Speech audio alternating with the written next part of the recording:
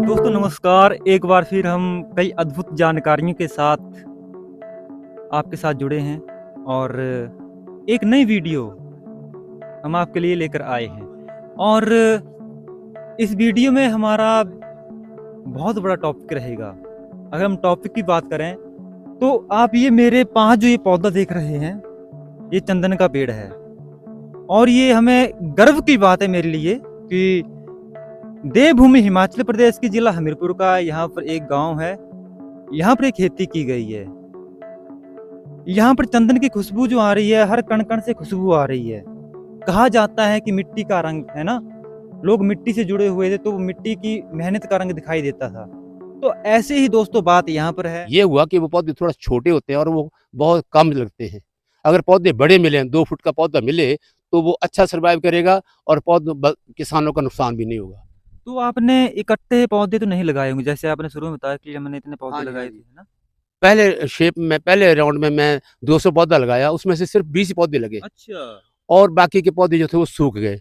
उस दूसरे वर्ष में फिर 150 पौधा लाया, उसमें से फिर 100 पौधा लगा और बाकी के सूख गए। लेकिन जो 100 पौधा लगा उसमें से जब कुछ बड़े हुए तो उसमें कीड़ा लग गया लाल रंग का, जैसे अदरक को एक लाल रंग का कीड़ा लगता है, वो खा जाता है। जैसे तो अदरक में लगता हाँ है, जी, उसी आलू प्रकार को का। लगता है, वही वाला हाँ कीड़ा जी, ना? वही लाल वाला कीड़ा। और उसने मेरे कुछ पौधे जो खा लिए, फिर मेरे 10-50 पौधे जो फिर खत्म हो गए।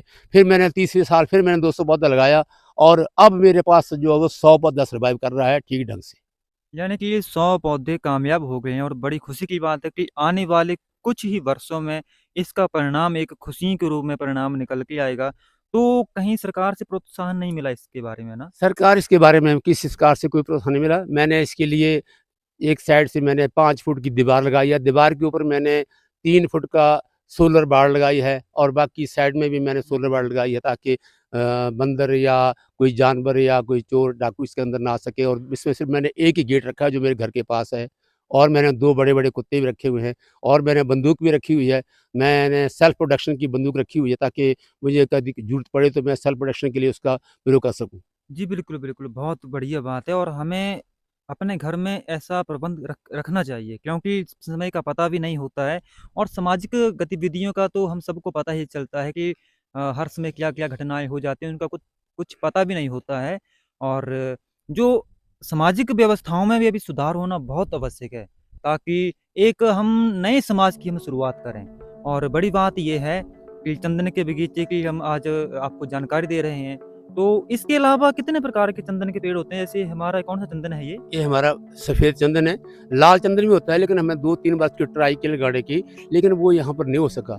उसका कुछ अरेंज बताते हैं कि वो 4 पॉइंट कुछ भूमि के ऊपर होता है, ये हमारी यहाँ की भूमि जो 7.5 की है अच्छा। और वो 4.3 में लगता है, उससे अगर ऊपर की भूमि हो तो उसमें वो नहीं चलता है। वो मैंने पीएच मान होता है। हाँ जी, अच्छा, मैंने अच्छा। 3 बार ट्राई की, मैं ऊना नर्सरी से लाया था, ये 5 पौधे एक बार लाया, 10 एक बार लाया लेकिन एक भी नहीं लगा। तो पीएच मान को नापने वाला कोई यंत्र होता होगा उनके शायद पास? हाँ, सरकार के पास होता होगा लेकिन मैंने ऐसा सुना कि मतलब इसका एक यंत्र होता है जिससे नापा जाता है। तो यहाँ का बताया कि 4.3 है, तो यहाँ पर 7.5 है, यहाँ पर इसलिए नहीं लग पा रहा ये, क्योंकि एक तो हमारी भूमि रेतीली है, दूसरा इसका मतलब मापदंड जो है वो ठीक नहीं है। और आजकल ना वो जगह-जगह पर पेस्टिसाइड्स का काफ़ी उपयोग हो रहा है, हाँ जी, हाँ दवाइयों का जी। उपयोग होता जा रहा है, जिससे हमारी पीएच मान जो है मिट्टी का वो गिरता जा रहा है। तो उसका ये भी एक कारण हो सकता है। सर मैं अपनी भूमि में इसमें केमिकल का यूज़ नहीं करता हूँ, जो अगर करता हूँ तो सिर्फ़ कंपोस्ट खाद का यूज़ करता हूँ, बाकी जी, जी, दूसरी जी, खाद नहीं जी। डालता हूँ। अच्छा, और आप हमें ये बताइए कि जैसे ये जो आपका एक सपना ही होगा, पहले एक ड्रीम होगी आपकी, जी, ड्रीम जी। प्रोजेक्ट है आपका ये, तो इसका आगे क्या भविष्य होगा?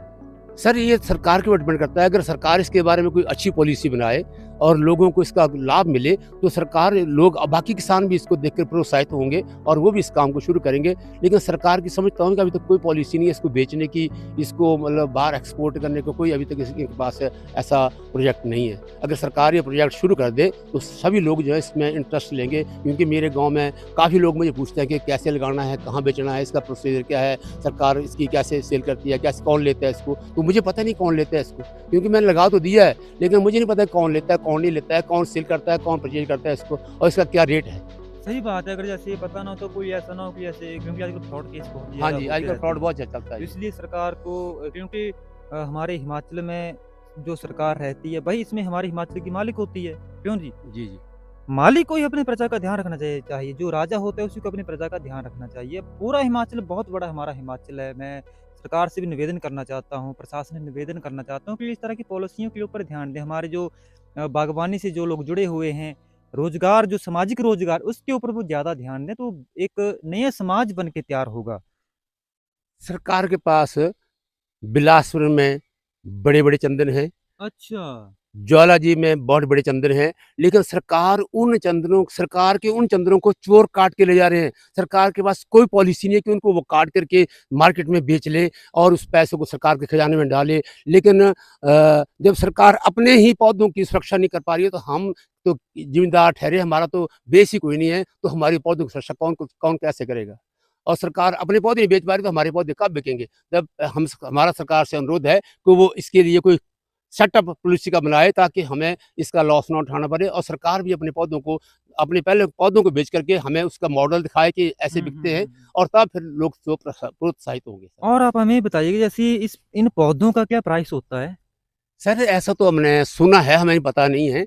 एक बार अखबार में दिया था किसी ने कि शायद मेरे पास उस अखबार की कटिंग रखी है मैंने, कि 40,000 रुपए किलो बिकता है। लेकिन ये सब फ्रॉड है, झूठ है। मैं समझता हूँ कि किसी नर्सरी वाले ने अपने पौधे बेचने के लिए ऐसा कहा होगा। लेकिन मैंने अभी-अभी लेटेस्ट एक अखबार और रखी है, जिसमें 5,000 रुपए किलो इसका रेट बताया गया है।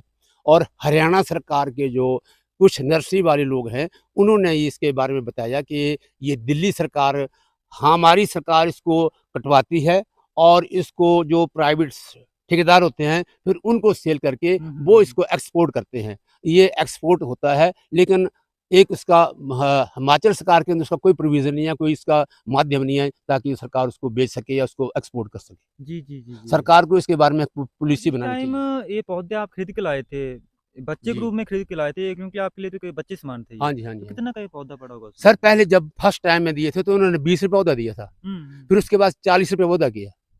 अब शायद 50 में पौधा है, लेकिन वो पौधे बहुत छोटे होते हैं और वो सर्वाइव नहीं करते हैं। हम चाहते हैं कि सरकार कम से कम 2 फुट का पौधा दे, भले वो 50 की बजाय ₹60 का दे, ₹70 का दे, लेकिन बड़ा पौधा दे, ताकि वो डैमेज ना हो और सर्वाइव करे वो। और एक बात हम भी आपको बताना चाहते हैं, देखो 1 साल भर के पहले की बात है, साल भर पहले की बात है, हम भी उत्तराखंड से लाल चंदन के पौधे लाए थे वहाँ से, तो उनकी हाइट भी इतनी सी उनकी हाइट थी, तो हमने उनको लगा दिया। तो जब हमने उनको लगाया, तो जब उसमें हमने पानी डाला, तो उसमें जो दीमक एक कीड़ा होता है, सबको पता ही होगा, तो शायद उसके कारण वो पौधे जले नहीं, तो कुछ ऐसा भी होता होगा हाँ जी, ना? हाँ जी। जहाँ पर रेतीली भूमि होती है, हुँ। उसमें दीमक का ज़्यादा प्रकोप होता है इनको खाने का। अगर इसको लगाने से पहले, खड्डा खोदने से पहले उसमें कुछ उसका दीमक का उपचार कर दिया जाए, तो शायद वो दीमक उसको ना लगे। और इस व्हाइट चंदन को तो लाल रंग का कीड़ा जो होता है, अदरक को खाने वाला, वो ही खा जाता है।